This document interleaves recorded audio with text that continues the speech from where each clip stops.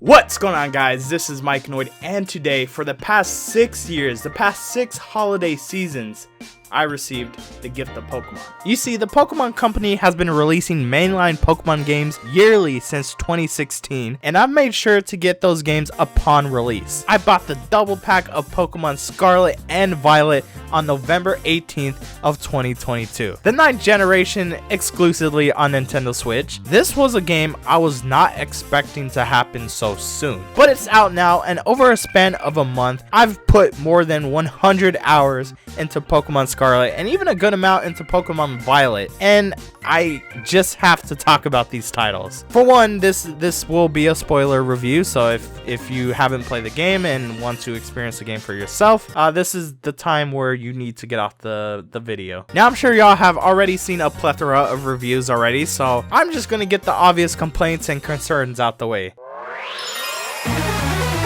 Alright, let's be honest here. Ever since this game was first announced in February of this year, it was safe to assume that this game wouldn't be graphically inclined. I mean, from the trailer alone, we can clearly see the frame rate dropping and the beautiful looking grass. Fast forward to the final product, nothing really changed. You get constant frame drops in areas with a large amount of Pokemon walking around, and textures are mediocre at best. Pokemon models look good though. You can see a lot more detail in them than before. Hold on, they're loading.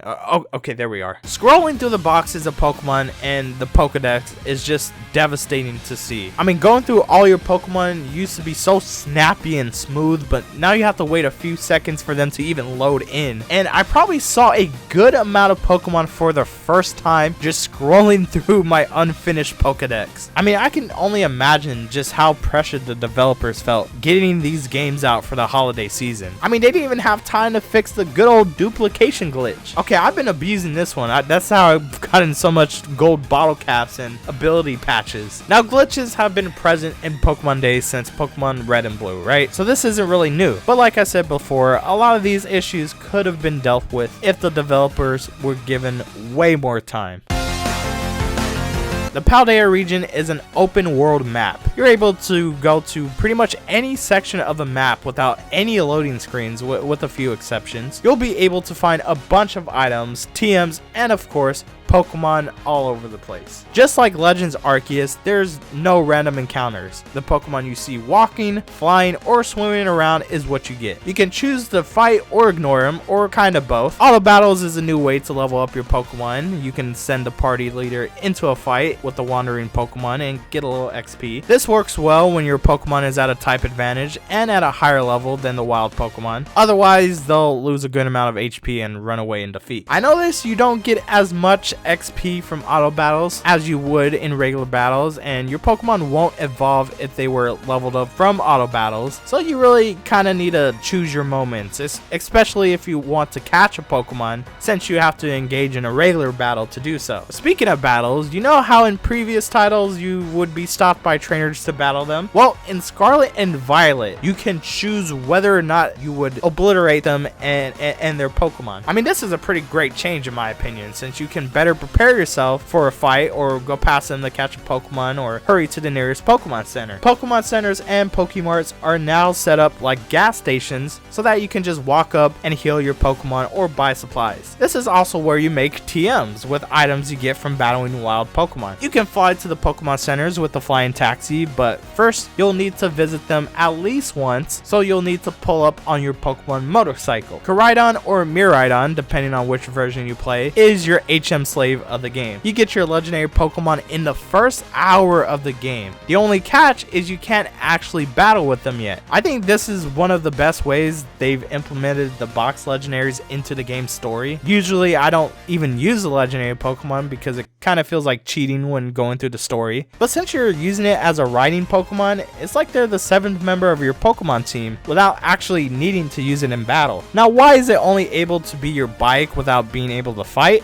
Well, that's part of the mystery you'll need to unfold, along with turning Pokemon into crystals. The terrestrial phenomenon is the game's Poke gimmick. Any Pokemon can terrestrialize, meaning they can get a boost in their attacks depending on their Tera typing and change the effectiveness of the moves it's hit with. We'll use this Pikachu from the mystery gift as an example. Pikachu is normally an electric type, but when you terrestrialize it, it will become a flying type. Not only will Pikachu get a boost in attack for any flying type move it knows, but it will also become immune to ground type moves, which are very effective on electric type Pokemon like Pikachu. Most of the time, wild Pokemon have a Tera typing of a type they already have, but you can find glowing Pokemon that will have better stats and a more unique Tera typing. You can change a Pokemon's Tera type in this restaurant by giving the chef 50 Tera crystals of a certain type. It's a bit tedious to get 50 crystals, but hey, at least you're able to do it. In online competitive battles, this is probably the greatest thing to ever happen, as it adds a bit of unpredictability. In the main story, I didn't really use it that often. You're only able to use your Tera Orb once when you're out in the wild until you recharge it at a Pokemon Center, so I was put off from using it. The only time I really used it was when important characters used it on their last Pokemon, and I just decided to go overkill. But terrestrializing is important when it comes to raid battles. These are massive improvements compared to raid battles in Sword and Shield. Everyone can attack at their own pace, everyone can terrestrialize, and I believe you can always catch the Pokemon without fail as long as your team defeats it. So of course you can do these raid battles, you can also trade and battle people online, but you can also bring over people into your game so you can all go out, catch, and battle Pokemon. This isn't the smoothest experience. It's cool though, and it was the feature I was most looking forward to. It's just kind of clunky. I mean, the frame rate does get even worse when multiple people are in your game, but you can do some funny stuff like this. Sword and Shield had a feature called camping. In Scarlet and Violet, there's picnics. This is where you can wash your Pokemon, and it's where the breeding occurs, which is pretty convenient. But most importantly, you're able to make sandwiches. As bad as these sandwiches look,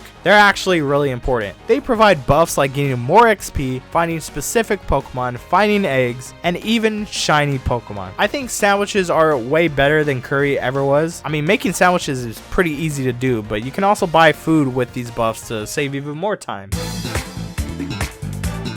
Every Pokemon game gets leaked, and this generation was no different. All Pokemon were leaked before the game even came out, and usually I will look at them because I want to construct my team based on how certain Pokemon looks, you know, their typing, whether they're good or not, you know, stuff like that. But I wanted to go in fresh this time. All right, I wanted to stay away from the leaks, going without knowing anything, and I'm glad I did. Everywhere I went in the game just left me saying, what the hell is that? I like just about every new Pokemon design. The best starter evolution is definitely the little fire alligator. I'm kind of tired of these humanoid looking starter Pokemon. I do like Meowscarada, but I mean, come on, it's kind of weird if you were to see like a Pokemon that's like a cat walking on two legs, just walking around in the wild.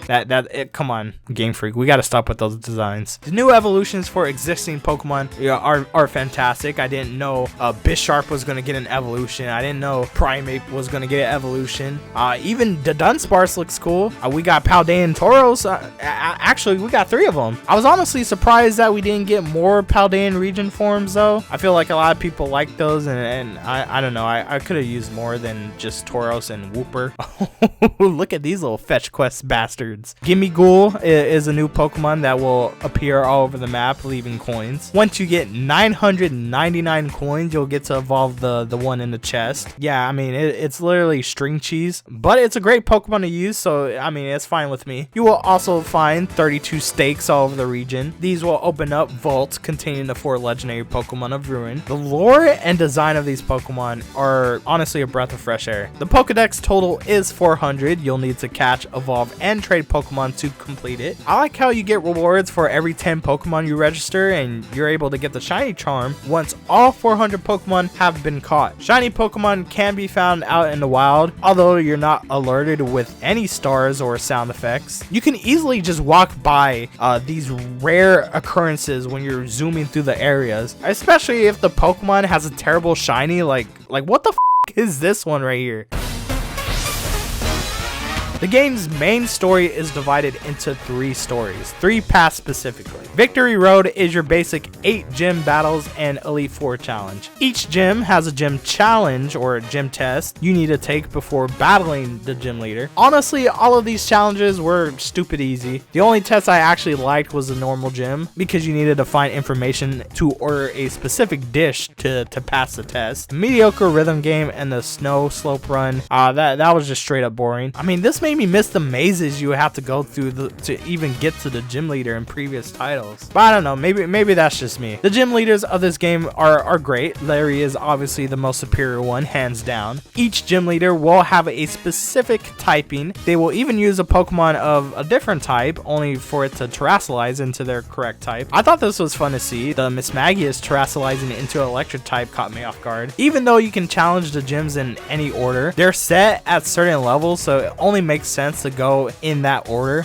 They definitely should have implemented a system where the levels and teams of gym leaders would change depending on the amount of badges you already had. And honestly, that goes for other major important battles that happen in the other paths. I mean, just imagine how everybody could have had different experiences with the game, you know? Completing gym battles will allow you to use stronger Pokemon and make it easier to catch them. Makes it easier completing that Pokédex. The Elite Four members are introduced to you before battling them, which I liked a lot. It's refreshing knowing that they can leave their Elite Four rooms at any time. At first, I thought it was kind of lazy how they use Larry as an Elite Four member as well as a gym leader, but it's actually pretty funny that he needs to work an extra shift. As for the champion, yeah, she sucked. Nemona was actually an enjoyable rival, even though she chose the starter Pokemon at the disadvantage. I mean, she was a better challenge than the champion was. This isn't part of Victory Road, but I did these after doing gym battles. You can go to school and take exams like this is Persona or Fire Emblem Three Houses or something. I appreciate the idea of this, even the fact that you can build relationships with teachers, but after a while,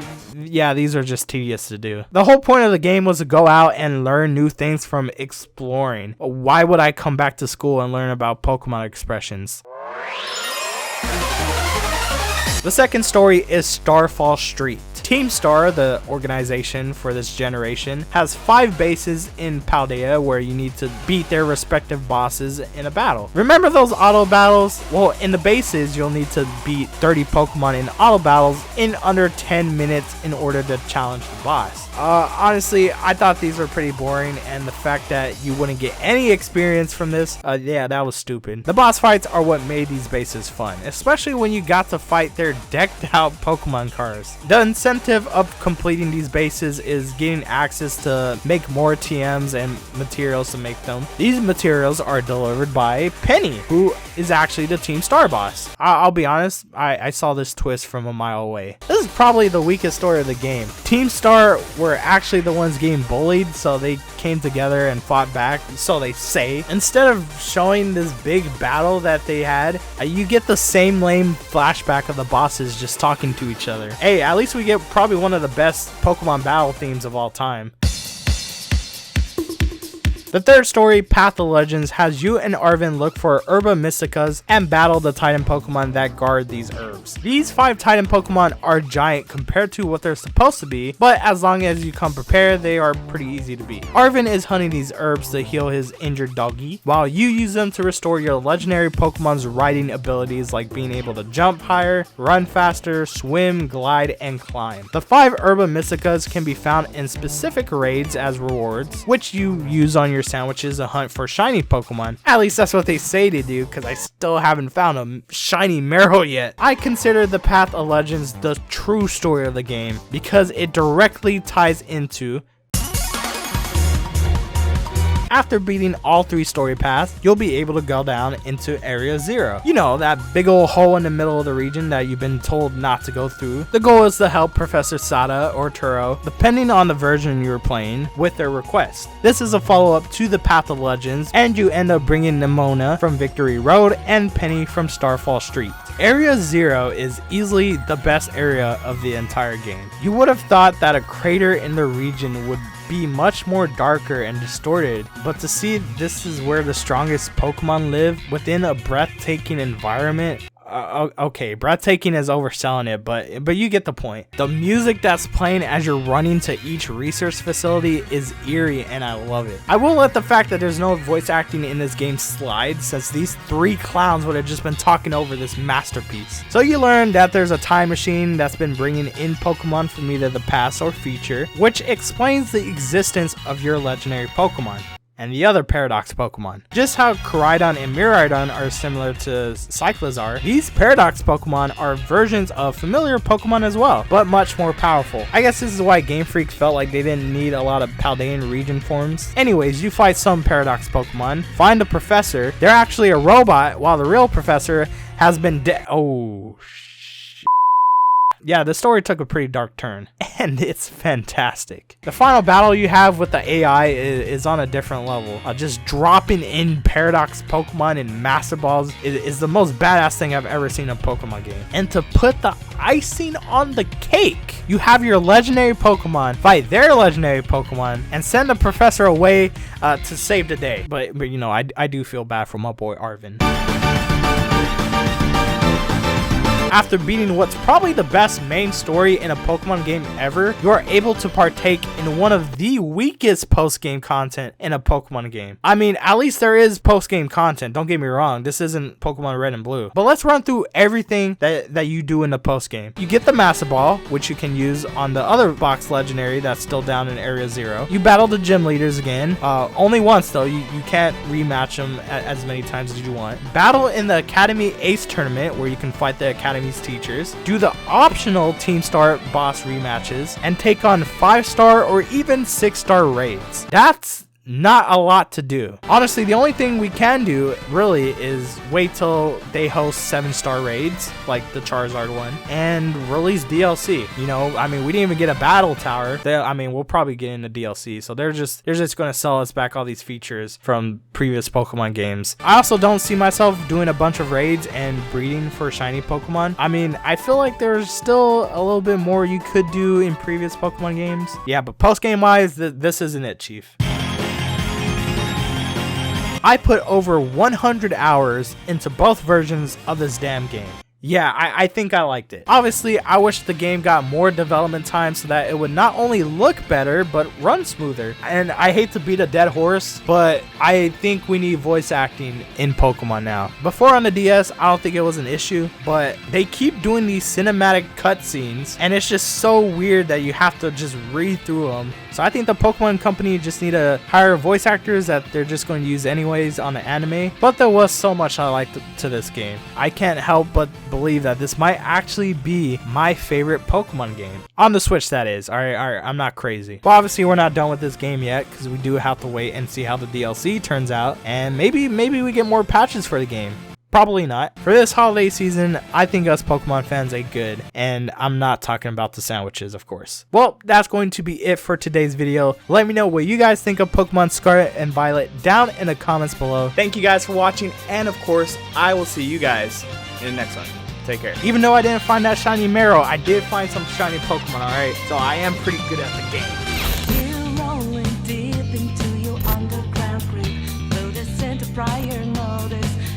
For you, we wanna make this party you don't wanna skip. Gonna be a show to remember.